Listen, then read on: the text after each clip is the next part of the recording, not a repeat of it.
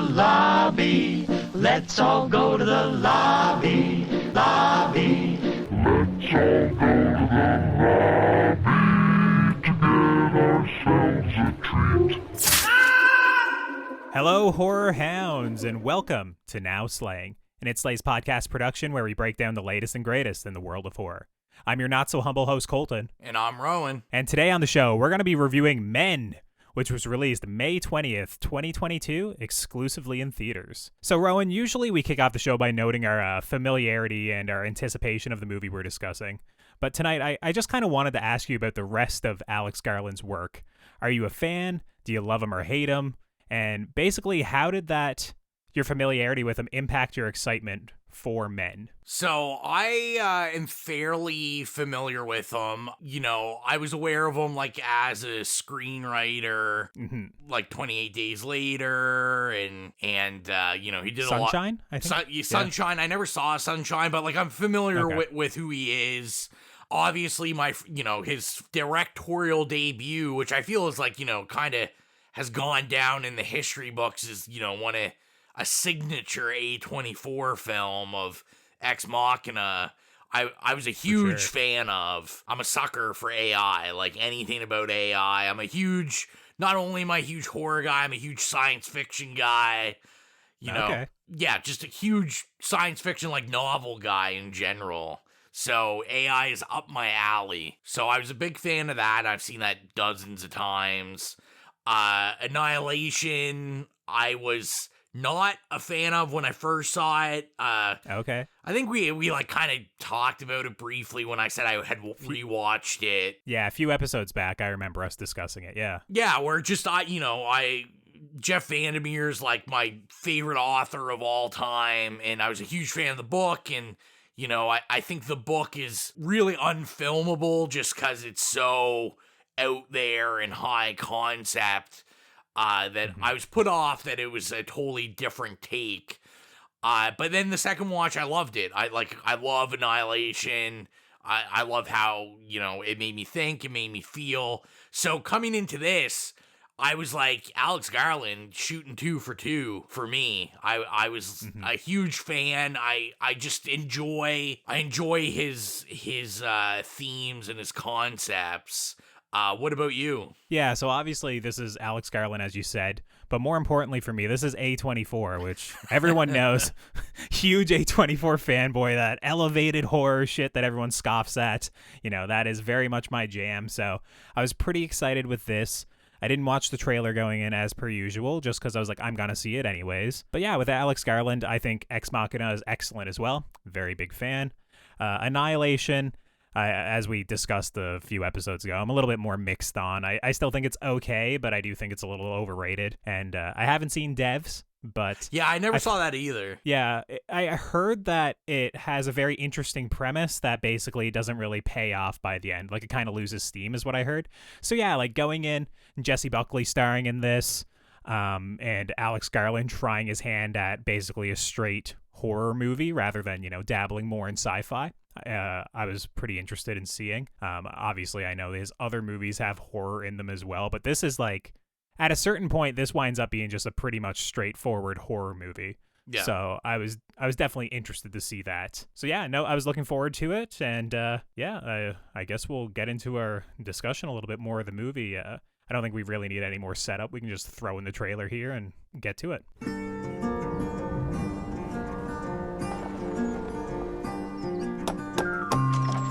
Hello. Hi. Mrs. Marlowe, yes? Harper, yes. Do, come in. The words I have to say. It's a beautiful house. But Would it just be you staying, or Excuse me? Mrs. Marlowe? No. until you give your love, there's nothing more that we can do. Apple from the garden? Yeah, it was delicious. No. Mustn't do that. Forbidden fruit. Oh, God, sorry, I'm joking. Oh.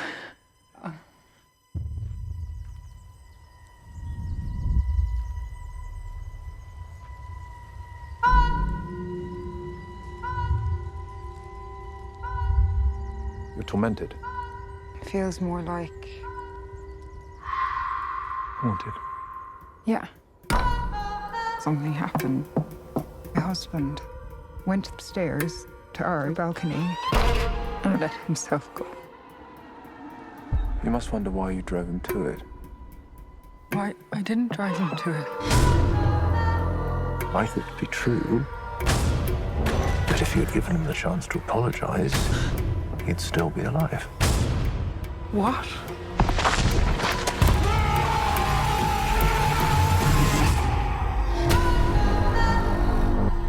A man followed me out of the woods. He was stalking me. What makes you say that? I saw him twice. Twice. I don't know if he saw you once.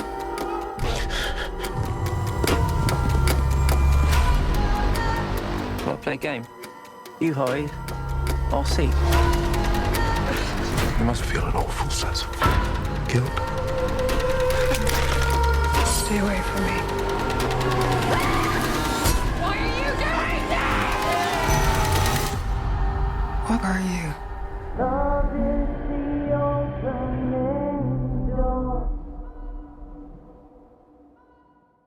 So what you just heard is from Men, written and directed by Alex Garland, and the story is as follows. Following the death of her husband, Harper retreats to the beautiful English countryside, hoping to find a place to heal. However, when someone or something from the surrounding woods appears to be stalking her, her simmering dread soon becomes a fully formed nightmare, inhabited by her darkest memories and her innermost fears. Now, here on Now Slaying, we usually try and keep things relatively spoiler-free up front, and this is very much a movie that I think actually has some twists and turns and some aspects that I certainly didn't see coming, so when it's time to do so, we'll make it very clear that we're getting into the spoiler-filled discussion. But, Rowan, what are your spoiler-free thoughts on Men? Going into it, I guess, I knew it was A24, so I feel like it's not a surprise to anyone that this is definitely a slow burn, which, I think we're all pretty big fans of. Slow burns tend to be one of my favorite types of horror. And a slow burn that, I felt the movie went by actually pretty quick. I didn't really get bored at any point. The cinematography in it is just like gorgeous. I was a big fan of it. Yeah, me too. And I think one thing that I've come to trust Alex Garland with is just like setting up that mood and uneasy feeling and just being able to make me feel something without much dialogue, which like Ex Machina, I think he did an awesome job, and same with Annihilation. And also just what really stood out to me was like the sound design and the score, which actually incorporates a lot of the sound design in it in interesting ways. Yeah. And I think all of that, as well as with like the great performances in it. I'm not that familiar. Like I was looking at Jessie Buckley's filmography. I've never seen her in anything. Oh, really? Is this your first Jessie Buckley movie? My first Jessie Buckley. And like I listen to a lot of other podcasts and stuff that are like huge fans of her. Yeah. So I was not familiar with her. And then Rory Kinnear, I think is how he says his last name. Kinnear. Yeah, maybe Kinnear, but yes, yeah. So I am familiar with him from the episode The National from Black Mirror, which I don't know if I've ever told. Oh. Yeah, okay. Which I don't know if I've ever told the story, but when Black Mirror first came on Netflix and someone was like, you gotta watch this, it's up your alley. And then I had found out that it was, a BBC show originally. Netflix didn't originally have those episodes on Netflix. So you had to go like search them out. And I watched that episode and I was so uneasy in my stomach. I was like, nope, I'm not watching the show. Like I as someone that watches disgusting horror, I was like, that episode just made my stomach hurt. And then as the week went by, I couldn't stop thinking about it. Yeah, that's, to be clear, that's the pig episode, right? Yes, the pig with the yeah. politician. Okay, just making sure. Yeah. And so, I mean, the episode set up exactly what I was supposed to feel, and but that was my only familiarity with him as well. So that it was kind of a nice surprise to realize it was the same guy. Wow. Yeah. But yeah, what were your like first impressions watching this? Yeah, you basically, I don't know if you were like literally reading my spoiler-free notes, but I have that it's a slow burn. I said that it's very moody with beautiful cinematography. I have the score noted where there's a scene very early in the movie where Harper, Jessie Buckley's character, she's kind of shouting into a tunnel or kind of like a culvert, and her voice is echoing back to her. And they basically use that as the basis for the score for the entire movie. They also incorporate like screaming in it at times and like vocal grunts. So it definitely makes a very unique score. I think there are some points that it kind of dips a little bit into like unintentional humor sometimes when a scream lines up with the score and stuff. So there's some more that we might get into in the spoilers with that. But by and large, I did really like the score. The acting from both the leads is great already. We see a lot of range from Rory Kinnear in this role, and he is very good. I've known him from a couple of other things, like he's in The Imitation Game, and he's in some of the recent Daniel Craig Bond movies. Yeah. But Jessie Buckley, like I know from Wild Rose a couple years back, she got a lot of praise for that. And then she was also in I'm Thinking of Ending Things. And she was in that? Yeah, she's the main main I've woman. seen that. Yeah. I okay, love have you seen that? And I love that. Okay. Yeah, I mean, that movie literally rests on hers and Jesse Plemons' shoulders, right? So if they don't work, the movie doesn't work at all, right? Yeah. So yeah, and she was also in Fargo, which I'm a big Fargo fan. So a recent season of Fargo, she was in that. So yeah, I was very much just looking to her performance. I think she's excellent in the movie. I think Rory Kinnear might be better, but I mean, it's a very competent movie with the two leads. Some of the other things I have noted here is that there is a recurring instance of bad CGI in the movie, which I'm sure you probably know what I'm talking about. It involves a certain character and it keeps coming back. I found pretty distracting. And as I already said, the movie is very, very serious when there are moments that seem comedic, and I can't really tell you why until the spoiler section, but there were moments at which I was like literally holding my laughter for like 2 or 3 minutes, and then it's kind of like they finally acknowledge what's in the scene, like what it, everyone has their eyes on in the scene very much, and then it's finally acknowledged, and it's played for a jump scare or a scare. But for me, as I was watching, I burst out laughing like when they acknowledge what I've been fixated on for the last 2 or 3 minutes, right? So there was some notes like that is just how serious the movie takes itself and its subject matter, and basically what the movie ultimately winds up being about. It made me kind of chuckle a couple of times, and that was the same way with my theater. Like there were definitely moments, especially as we were getting into the third act, that people were getting pretty fidgety or pretty chuckly. There was a guy who was like 2 or 3 rows in front of me that literally, I think he groaned and he went like, "Not this again," or something, like very animated. So I was kind of on the same vibe as him for certain moments in the movie. And overall, it was one of those movies, when I left it, I had a lot of thoughts. I wasn't sure 100% how everything wrapped up. I had to discuss some things, had to read some things, listen to some, reviews and some podcasts to kind of fully form my ideas. But I think I left ultimately feeling pretty positive on the film overall.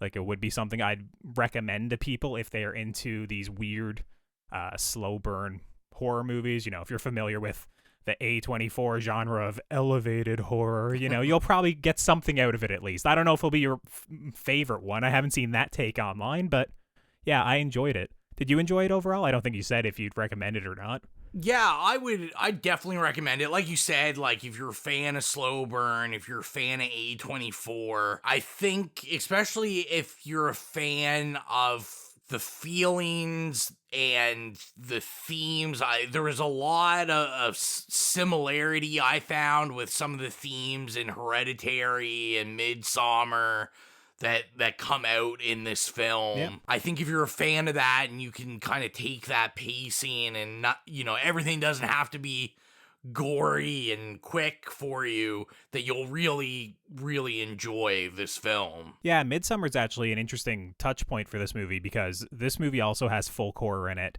I don't think the folk horror is quite as well explored or as explained as it is in Midsummer. Like, it's much more clear in Midsummer what's going on, in my opinion, than in this movie. But it is very much, going to a remote area and interacting with the locals who are very weird and have their own set of customs, and how you kind of clash with those old ancient customs, right?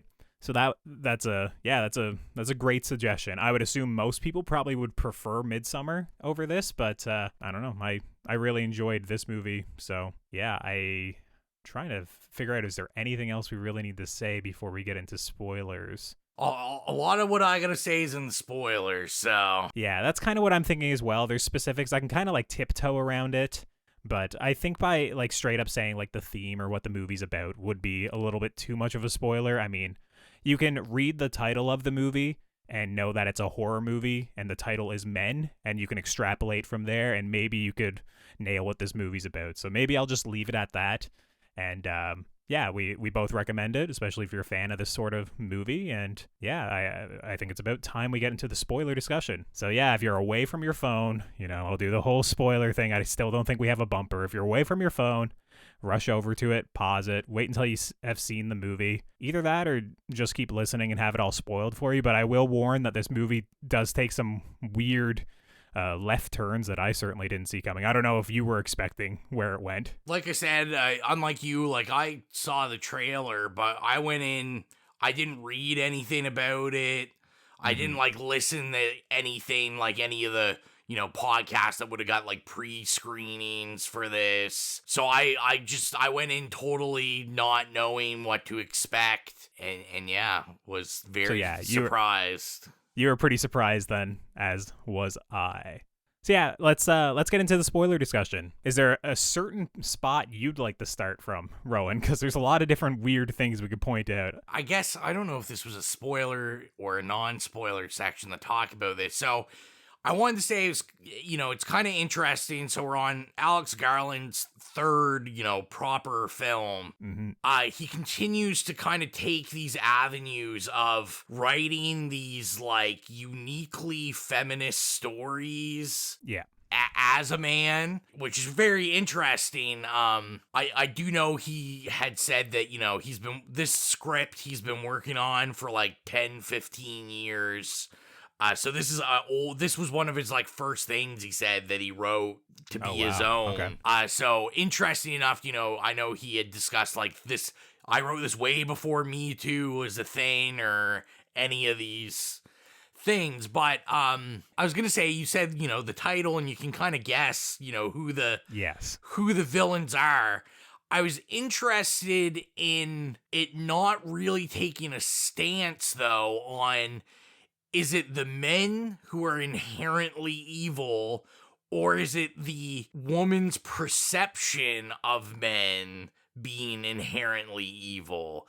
And I thought it was interesting that I didn't think it took any real stance and left that for your interpretation. Yeah, I'm kind of thinking, because I think the movie was very much kind of saying that toxic masculinity is the big issue, and that's the big theme of the movie. Basically, every man in this movie, as we didn't spoil, is Rory Kinnear. He's playing every single man in the movie other than her husband, who is in literally, as you're in the spoiler section, he's in, 5 minutes of the movie, 10 minutes of the movie max? Also, flashbacks mostly. He was awesome. I thought he did an awesome job in the little time he had. Yeah, I think he was great too. I think I have noted here that the divorce fight where they were screaming at each other was perhaps one of the best scenes in the movie. It was very well acted. I could feel like the ferocity. And I also felt basically, obviously he's threatening to kill himself if they break up. But I felt that he was really hurt. But also I kind of felt like, there is an aspect of like manipulation here, which is, it's kind of, I think ultimately what the movie kind of gets at with her husband is that obviously he still has all these toxic masculine traits despite her loving him, or at least loving him for a time, right? It's just they kind of rear their head. They show themselves eventually, I think was kind of what it was getting at. So that was the part I found interesting, is that we were never really given the reasons for the divorce. And it really, No. because to me originally, as I'm watching it, it almost seemed like it was leaning at first. Like I thought, oh, like it seems like maybe like she had an affair, or like she was obviously leaving it. He didn't want it to end. And I guess I was projecting kind of these other themes from his other films, because obviously Annihilation, we deal with like a whole, extramarital issue. There's kind of interesting conversation with Ex Machina about, that even though the woman in Ex Machina is an AI, she still has this like conniving like intentions for survival. She's kind of got to, trick the men. Yeah, it's for manipulation and ultimately taking her own agency on her life, right? Okay, I was going to say, I think there are some hints in this movie, like, because I think in that initial fight where they get really violent, like screaming at each other, I think she does say something along the lines of like, this is why I have to leave. We can't keep doing this anymore or something. Yeah. Where I felt like maybe it was like a very, maybe not necessarily verbally abusive, but very verbally intense, like that they were like constantly like at each other. Is kind of the vibe I got. I didn't get the infidelity vibes because, once again, in Annihilation, he kind of explores that. And I feel like if that was specifically what he wanted to do, that would have been in there. Yeah. Well, like I said, I think I kind of projected onto it. I'm like, oh yeah, here's a thread. And as I say this, I want to make sure like people know, like I'm not condoning that point of view. I don't think like, like these conniving women. I was like, oh, could be an interesting thread. Like, does Alex Garland have like some insecurities here, or like what's going on? But yeah, I think you're definitely right. Like it leaned more into, I think he just had a lot of mental health issues, and there was a lot of toxic traits, and obviously, it becomes physical. There's like actual, yes, of course, yeah. He actually hits violence. her, which the priest mentions in a very like cringy scene. And it was one of the moments where my audience actually did laugh at the movie, where he says something along the lines of like, well, you didn't give him a chance to apologize. Like, how do you know things wouldn't have been different if you just waited around and let him apologize? It's normal for men to hit women, or something like that. And like my theater like burst out laughing when she told him to like fuck off or whatever. I can't remember what she said, but she kind of like storms off. That was like I think the laughter thing's really interesting because everyone was like silent in my theater. And even myself, like, I guess, like, I mean, a lot of it, when I think about it having left the theater, I'm like, oh, yeah, like, there was, like, some funny stuff. But, like, I was just really invested in the story. Like, I was, like, really, I think, taken aback by everything. Yeah, so we'll circle around back to the toxic masculinity, the theme of that, because, the whole ending is all about that. But, yeah, just in terms of the unintentional humor, I have, like, numerous things here where I thought were just, like, really silly. Like, for example, the husband falling in slow motion within the first, like, 30 seconds of the movie, and the way he's, like, staring in. Like, nobody looks really that scary or normal when they're falling. Like, just think about it, like, just all those, like, fail compilations of people falling, right? Like, it's just inherently kind of silly looking. So the movie almost starting off on that slow motion fall, to me, I was like, man, what is this? I was so taken aback that I had to stifle a chuckle there.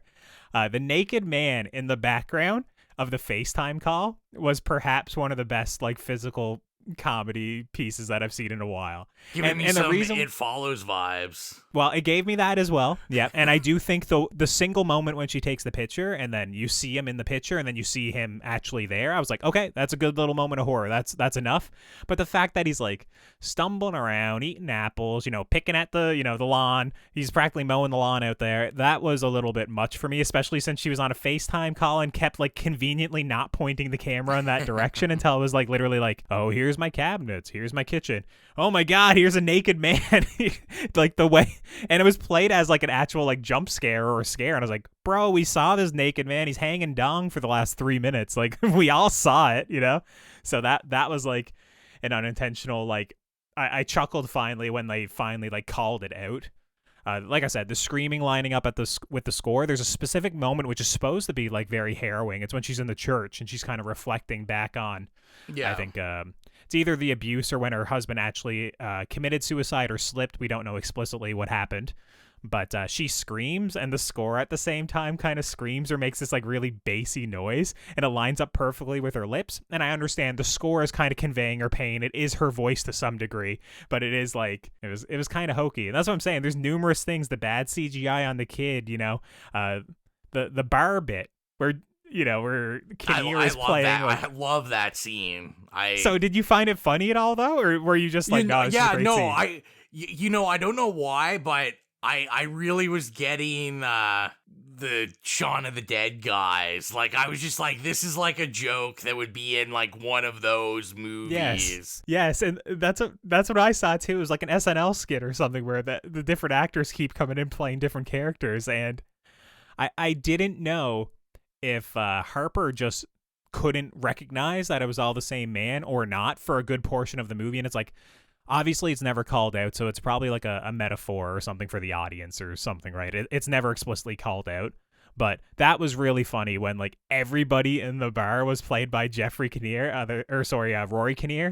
other than obviously Harper, and just like the camera was going around. There's like 7 different versions of him in the bar, and he did great. He did awesome. It's like he's awesome at it. It was just funny for like a really like, that's what we're saying. This is slow burn. This is moody. This is serious, and it's like, it's so serious that when there's a moment that's even like slightly silly, it just like made it like that much better. So there were moments definitely where I was like, bro, like I just can't take this seriously. And sometimes the audience would laugh with me. Like, I wasn't obnoxious. I'd chuckle a little bit every now and then. But yeah, my audience was definitely, I think, a little bit more into it, or a little bit more fine with laughing at these unintentionally funny moments. I'm curious, do you think that is Garland, just being like, oh yeah, this would be like weird and interesting, or like, do you think it's supposed to be like her projection that maybe these are all different men, but to her they're all the same? So yes, I think that's what it is. I think it actually is different men, but like, once again, I guess we can circle back to the toxic masculinity thing. Every single man in the movie has basically a comic toxic masculine trait. Like the kid, for example, he's not even really old enough to know like men and women really, like what even makes them distinct, but he calls her a bitch, right? You have the priest being sympathetic to her husband. You have the police officer not thinking that a naked stalker is a big deal at all. You have even Jeffrey, who is probably one of the more sympathetic men in the movie. He even does stuff like basically dismissing like her physicality, like, oh no, I can go get the bags, even though she insists to do it, right? Or I think talking about like providing for her, and like she wants him or wants her to have a man, where's the husband, all that sort of thing. So Jeffrey's ones are a little bit more microaggressions, but like the other ones, like some of the dialogue is pretty blatant. Oh yeah. So for a lot of the movie, I was kind of thinking like, okay, is this inherently saying that all men are kind of like, Rory Kinnear? There's a toxic masculine trait or an aspect to them, or is it just pointing out different toxic masculine traits and not really taking a stance on it? Which I think was probably a little bit more like your reading of the movie, where it was like pointing it out but not really taking a side. I'm not 100% sure with that by the end. I think it's much more like this is a cycle, and this is just going to continue happening forever. These traits are going to be passed on from generation to generation. It's a problem, it's endemic, and it will never change, was kind of like what I felt near the end of the movie. Yeah, well, and I was going to say about, so I thought kind of I don't think it was unintentional comedy. When I viewed it, I found that I felt it was a very intentional thing, because with the whole, with this whole theme of like trauma, which really the grander story is we're dealing with this main character's trauma of, her husband killing herself, and, her reflecting on any guilt, or, just wrapping her things around that. Like, I think a trauma response, like a very realistic trauma response, is to, kind of laugh at things that aren't funny, like laugh at things that shouldn't be funny, because it's, it's your way that your brain can kind of wrap around and cope with, serious trauma. So to me, I kind of felt that that's what it was playing on, was that even though you have such severe trauma, like these hints of like humor and dark humor and just all these emotions still bubble and confused within the trauma. Yeah, I think I would agree with you there. Like, I understand that people process grief in different ways, but like the character of her, she's not really laughing at it at any point, right? Harper is very serious in this movie the entire time. So I feel like that's the thing, since she never points it out, there isn't the chance for the character to laugh at, like, man, all these men look the same visually. Yeah, like no, I don't think she is. I think it's for the audience. I just think it would be, I feel like maybe Garland's just like, I'm gonna let you guys have like a little release valve, because I think without it, it would be a lot. I think without those little kind of like giggles in the theater, like, we're getting into like Lars von Trier territory. Like, well, yeah, I sort of think it was closer to that than, like, I'm thinking about like a movie that properly does comedic releases in a horror movie, and obviously I go to Get Out, of course, and that movie is a lot more obvious with, this is supposed to be funny, we release the tension, next scene we're going to build it up again, right? It's written in a way, it's constructed in a way that it feels like it's relieving the tension at like optimal moments to like make the horror that much scarier in the next scene. Yeah. Where this, it's like, I do agree with the priest when she tells him to basically fuck off. That is a moment we're supposed to laugh. My whole audience laughed. We were supposed to. I think there might be a moment with Jeffrey kind of like saying something funny to himself as he like stains his shirt or something. There are a couple of moments that are definitely like written in the script and I believe we're supposed to laugh at. I don't know if we're supposed to laugh at the naked man outside as she's on FaceTime. And he's like, because the music is creepy. It's all about, obviously the monster is behind her. She's not aware of it. But like, man, like that was just the entire time. I was like literally like hand over the mouth, like really trying not to laugh. Because I was like, I don't want to ruin anyone's experience if they're actually scared by this, right? So yeah, you're a little bit more generous, I think. I don't know if it was all intentional. I think there was some where the movie was really serious and they thought that we would be completely invested, that we wouldn't see the weirdness or the comedy in it. Because obviously having an actor play all the men is kind of inherently funny as well. But it can also be inherently creepy because you can see like how like one man can change his demeanor, change his face, change the way he looks, change everything about him and kind of embody different traits and be completely multifaceted, right? Yeah. So I'm not 100% sure which way I lean with that. I would say you're right. There's definitely some intentional in there. I'm going to say I was laughing more at the unintentional bits, I think, a little bit. I'll tell you what I wasn't laughing at, that I was chef's kissing at. So the kid, I think we both agree the CGI was rough. Which I'm going to say I didn't hate it. I thought like, it looked rough, but it gave it a vibe that I was like, yeah, this is like weird. It just looks weird. It looked like the kid from Children of the Corn. He looked like a 40-year-old man, but his head was on like a kid's body. But I mean, anyone that follows me on like my personal Instagram knows I am a huge collector of plastic Halloween masks, like old 50s ones, all that kind of stuff. And that mask he was wearing is chef's kiss. I need to get a hold of that. I was like, you dug it, did you? I was like, this is amazing. I love it. Gave me the feelings of why I continue to go back to a self-deprecating series like The Purge. I love the masks. And yeah, this mask was amazing. I loved it. Especially when he puts it on the crow. I was like, oh, this is awesome. So that is the moment in the movie that my friend walked out. As soon as he put the mask on the crow and you didn't know what he was doing with the crow. And obviously it was moving in a sort of sexual manner. But I don't think he was actually, no, I think his weird split hand was touching it. Yeah, it was like kind of moving it up and down like its wings and stuff. But yeah, she pieced out there.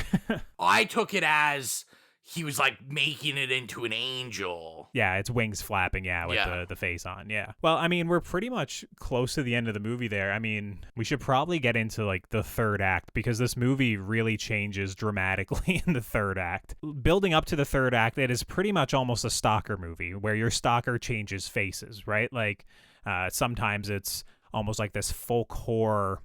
I don't even know how to describe it. It's like a man that's with nature. It kind of like trees and branches and leaves weaved into it. I don't know how to describe it. Yeah, I had read some stuff because I think he's referred to as the Green Man, and I feel like Okay. I've said in so many episodes, like, I'm not good with any, like, mythology or biblical stuff. Like, I feel there's something with a Green Man, like, in history. Okay. But I mean, to me, if you're familiar with Alex Garland's work, this is, nature and its intermingling with man is one of his main themes, which, Yes. is why he would take on, like, a Jeff Vandermeer book, because Jeff Vandermeer is a sci-fi writer that is all about environment and nature and preserving. And these are themes that Garland plays with in almost all of his stuff. So, like you said, I don't think that side was really explored. It was just kind of there. I think he did it for the look, really. Like, it gave it a look, a feel of this folk horror. Because I think with the toxic masculinity stuff, like, obviously, we get a lot of biblical references. Like, we get her eating the apple, which obviously, like, automatically was like, oh, yeah, Adam and Eve. And, and that story, Eve is, like, the villain, in the perception of the Bible, because she ate the forbidden fruit. Yeah, like you said, I think there's a lot of ideas, and a lot of them just aren't fully realized. Yeah, it's weird that you said he spent so long on the script, and it's been an idea that's been gestating for so long, because I do feel like a lot of it is a little bit half-formed. Like I said, once I discuss it with a friend, once I listen to other reviews, once I read stuff about it, I go like, okay, I actually do like where it winds up ultimately in the end. But when I left the theater, and I think a couple of people that were in the theater with me, we were quite confused. We were literally like, like I said, a guy a couple seats ahead of me was annoyed. There was a couple of people sitting behind me that I think they were like, I don't really know what happened there. And it certainly wasn't as straightforward as I was expecting. But yeah, essentially in the third act, it's like a bunch of home invader stuff, right? It's different versions of the men breaking into her house, and then different men gaslighting her, saying there's nobody in there, or saying like, don't be a wimp, I'll go check out the yard, you stay here, be safe. And then eventually they kind of get inside, it's the Green Man, he's trying to get inside the door, and when he sticks his hand through, she takes his hand, which I assume is like some sort of metaphor of like taking one's hand in marriage. They hold hands for a moment, and then she takes the knife and she like stabs him in the forearm. And it's a pretty grisly effect. Like, yeah, I loved it. Really enjoyed it. Yeah, it slices his forearm all the way down his arm and splits open his fingers. And then it's like his arm then kind of opens, almost like legs are opening.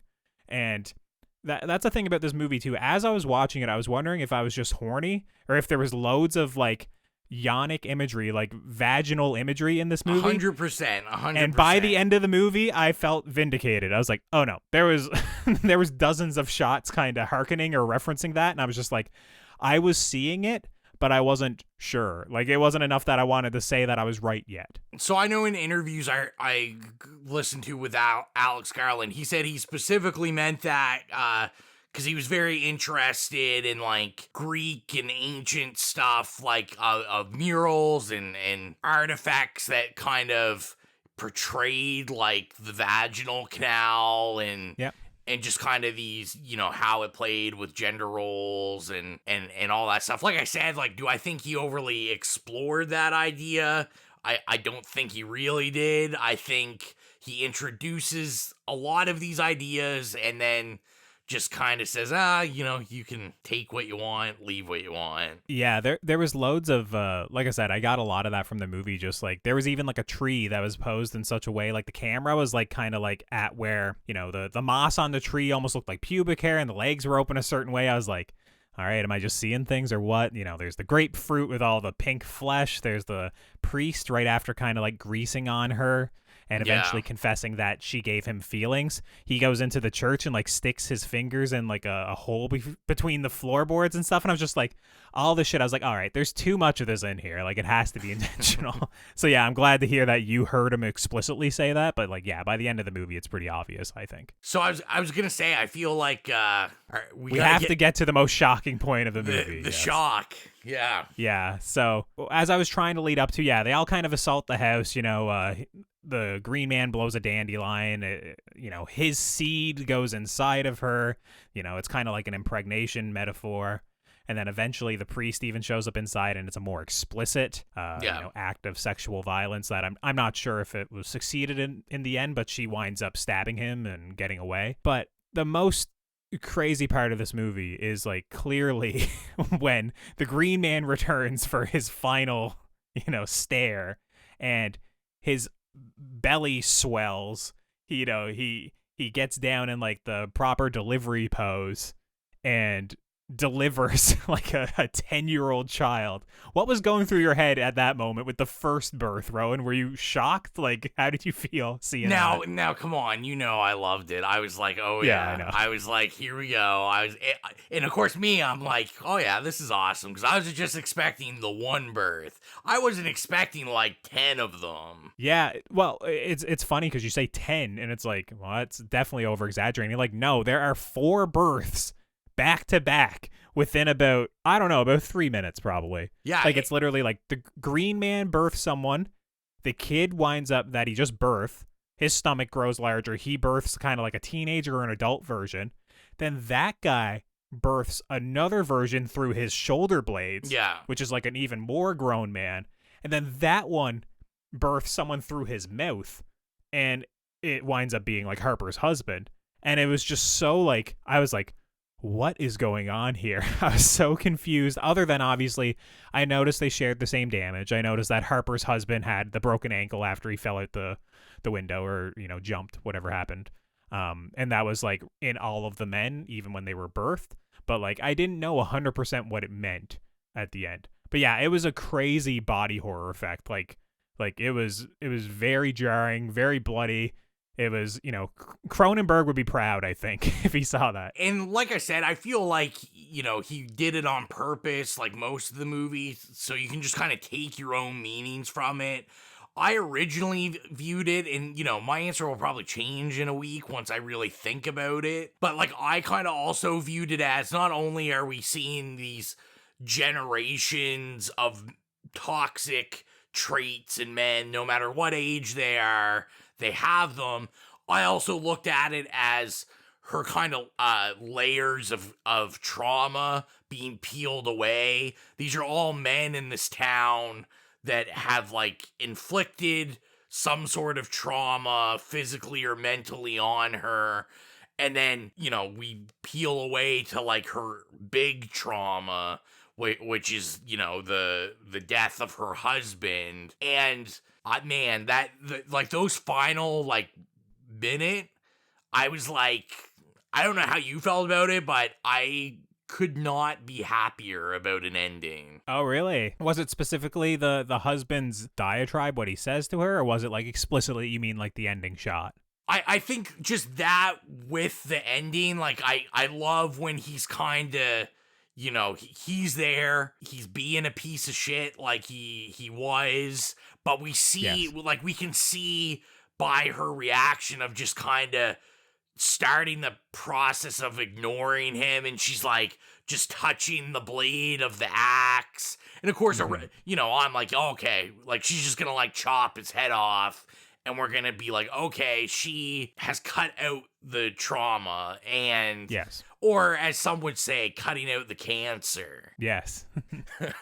I always have to bring it back to Malignant. Oh no. But I was really happy because I like that we didn't get that satisfaction. I like that we just got that final shot, and I think what I love about, any film that does this is we kind of, it's like, we'll leave it to your imagination what she's gonna do. Yeah, there is a setup with the axe earlier in the movie where her friend that she's calling quite consistently at the movie, they talk about taking the axe and I think like cutting his dick off or something, and making him eat it. I don't know. It's a very like explicit thing.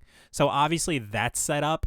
I don't really think she did that to her husband, but yeah, I think it was pretty obvious to me that she dispatched of him, that she killed him, she moved on by the end of the movie there. But what do you think of the interesting angle that they chose to keep her friend, that we didn't know she was pregnant the entire movie, but now she's pregnant when she shows up at the end, right after we witnessed all these men birthing each other? So this is where originally, and like I said, I still don't know where I land on it. I, at first, was, trying to process and tie it together.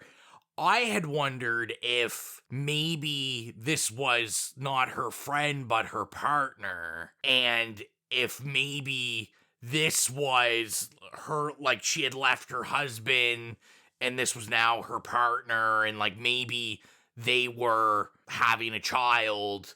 And then so you have all that trauma also being like, oh, maybe she's processing like this birth that's gonna happen. You know, do I think he gave us anything to think that? No. Like I was just No. tying things together. Yeah, it's just your mind working, yeah. I honestly, other than that, like I don't know. I don't think it really meant anything to me. Oh, it definitely means something. There's no way you show those 4 or 5 graphic births and that when a woman that we didn't believe was pregnant the whole movie, when she shows up and she's pregnant.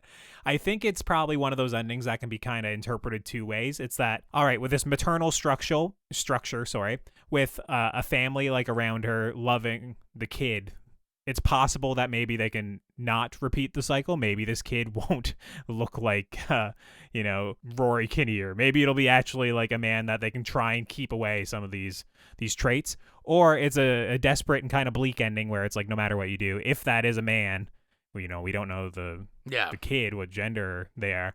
It's like, if they are a man, you're going to still suffer from it. So I guess it can go either way.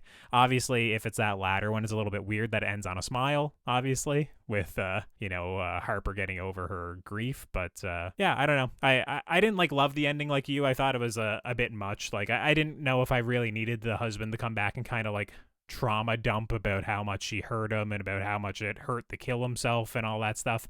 I'm glad she reacted the way she did. But I kind of felt like she was already strong on their last time together, where when she does get hit, she does storm away and or she does kick him out and rip him apart and storm off type of thing a little bit, right? She did stand up for herself. She wasn't like a meek, sufferer of domestic violence. Like she did already stand up for herself was kind of the thing. So, but yeah, is there any final things you want to get into before we review it? I mean, I'm comfortable going in the rating. All right. Well, if you're new to the podcast, our rating rubric is nay, okay, yay, or slay. So, Rowan, what would you give Men? I don't think I've fully finished processing it yet.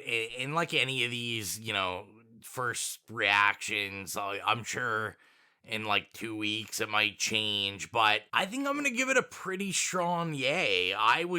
I really, really liked it. It's not my favorite of Alex Garland's, but I think, I said at the beginning he was shooting 2 for 2. I think he's shooting 3 for 3 now. I wasn't disappointed. This is one I'm definitely probably going to revisit a couple times to really process it and, dig at those layers. And see what I get out of it. Yeah, I think it was really well done. Alex Garland continues to be, I think, a great auteur for our time. For A24, keep a hold of him as long as you can. I'm a little worried. Yes, for sure. I know in a recent interview he said he's talked about retiring after his next film. Oh, really? I think he's not a fan of being a director.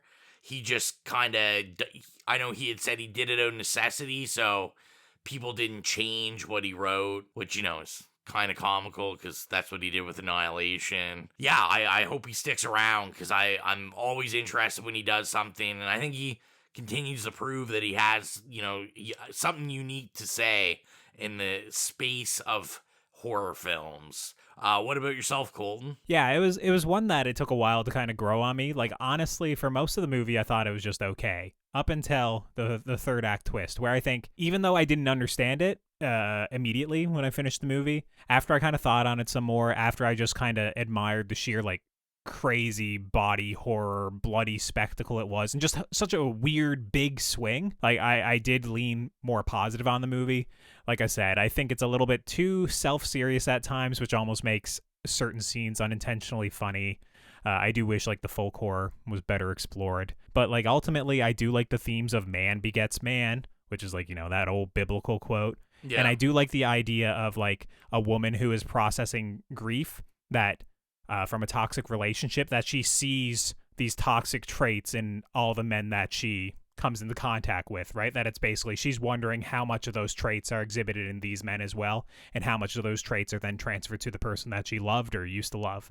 So I thought that was very powerful by the end, especially with the cycle of, it being passed on. So ultimately, I'm going to lean on a yay. I don't know if I'm a strong yay, but I think I'm a pretty solid yay. I feel good. Like after seeing the movie, I felt pretty confident in my score. And yeah, it's one that I'd be willing to watch again and kind of see if I take anything more away from it. Maybe I'll notice even more yonic imagery on a rewatch, or it's something like I want to see if it feels long at all on a rewatch, because it was a very slow paced film, but it's kind of like I feel like almost if I know where it's going, I might be able to pick more apart from it, kind of like what you were saying. Yeah, I agree with that. Yeah, so I think pretty much all that's left to do before we kind of finish the show here is I'll plug our social media. If you're not following us already, you can do so at It Slays Podcast on Facebook, Twitter, Instagram, Letterboxd, Slasher. Wherever we can have an account, we'll probably be on there. And Rowan, go ahead and plug the horrific playlist. So if you go on Spotify, check out the It Slays Podcast Horrific playlist. We put music from the films we review or films we love in a playlist, and you can listen to them. I might, instead of putting something from this, I might just record myself screaming and put it up. I don't know. We'll have to see, but I'm sure something from this will make it. We talked about like the score in this is fantastic, so I'm sure you'll see something come up on there. For sure. Yeah, and then for what's next on Now Slaying, we got a new Cronenberg movie coming up, right? With Crimes of the Future. That's in like Crimes of the Future. I feel like that's a week or two, so we might be doing that next. Who knows? There might be some streaming stuff that catches our eye, but until then, you can keep it locked on the main feed where I think we have Neon Demon coming up. So hear our thoughts there on. If you're listening to this when it comes out, you're listening to it now because it's 3 a.m. my time. And a Neon Demon will come out on Sunday. So yeah, so there's about a 1 day window there. So we're working hard, people. Working hard for our money. But yeah, so I guess that's about it. Until next time, I'm Colton. I'm Rowan. And we'll see you all later. We're going to expand our weekly video segment to take you into the back shelves of your local video store. Back where it says horror videos and where kids are devouring some awful films that we call the video nasties. Are you freebasing? Inquiring minds want to know. I have to break free from this culture of mechanical reproductions and the thick incrustations dying on the surface. Fuck the prime time, bitch! Monmouth and Fletch. The pain, I can assure you, will be exquisite. As for our deaths, come with me and be immortal. We have such sights to show you. We've got to return some videotapes.